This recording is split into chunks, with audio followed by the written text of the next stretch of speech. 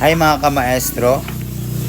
So, katatapos lang ng bagyong Enteng with habagat here sa province namin, Marinduque. Ang lakas ng ulan kagabi. Malakas yung ulan kagabi, tapos baha din sa tapat ng bahay namin. Kala ko kung ano yung pero din naman ay kumbaga pag ito yung sapa namin talagang yan nabaha kasi nga may linang doon sa taas. Isa mga nakita nating video sa Maynila, grabe, like ang Ate Aileen doon sa Sapote, na Sapote sila, so talagang doon inabaha yung bahay nila, and I experienced na naroon sa kanilang bahay nung bumabagyo. Kuya Andre, yan si Kuya Andre. Asamahan natin si Kuya Andre na magpainom ng karabaw. Dini ay medyo okay na yung panahon, no? Nakikita na yung araw masyado. Alas 3 na ng tanghali dini. Pero kanina talaga ay sobrang lakas ng ulan. As in. Ayan. Pero nagpalakas lang dyan ay habagat. Kaya malakas yung hangin at ulan kanina. Pero okay na dito, medyo malamala.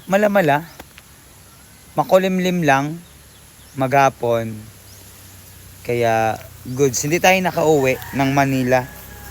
Kasi stranded din kanina ay sa aking pagkakaalam ay stranded sa Balanacan, tapos umalis yung barko mga madaling araw. Alas 2 daw, sabi sa Marinduque News.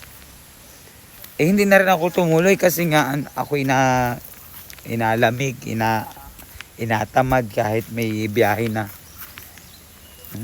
Uy, may karabaw. Ang bisiro ay ako nito. Ayan. Tas din sa amin, yan, talagang mahina pa yung baha dyan. Mahina pa yung sapa. Yeah. Kaya ingat po sa lahat ng mga nadaanan ng bagyong Enteng. Ayan, ingat tayo dyan mga kamaestro. Ayan. Tas walang pasok dito sa probinsya. Dini sa barangay namin, walang pasok. So nag-announce kanina or kagabi ata. Bagay may mga GC naman. Yan. So walang pasok din yung mga paaralan. Even sa Maynila, wala ding pasok. Grabe yun sa Sapote, Sapote, Las Piñas, at saka dyan, basta Sapote, Bacoor, Sapote, Las Piñas. Talagang bahain dyan kapag tuloy-tuloy yung bugso ng ulan. Tapos, nagpakawala pa ng tubig. Di yun, binaha sindaate yung bahay. Ay pag nabaha doon, hanggang dibdib. Hanggang dibdib talaga.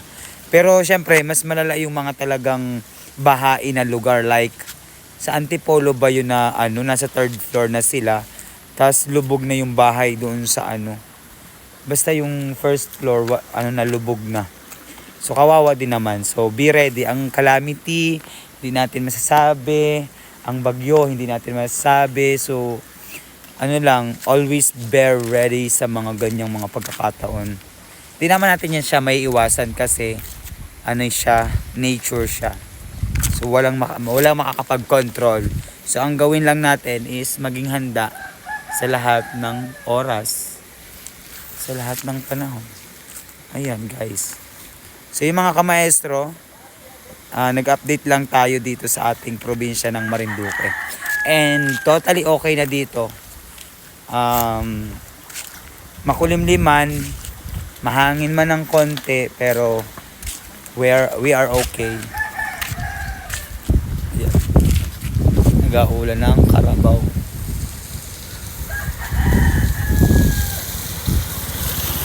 Kita'y tabing highway. Yung bahay natin tabing highway lang.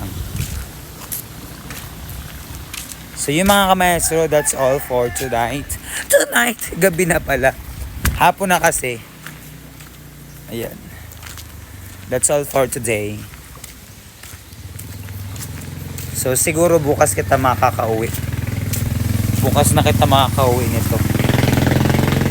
Ayan. So, yan. Bye. Mag-TikTok kita.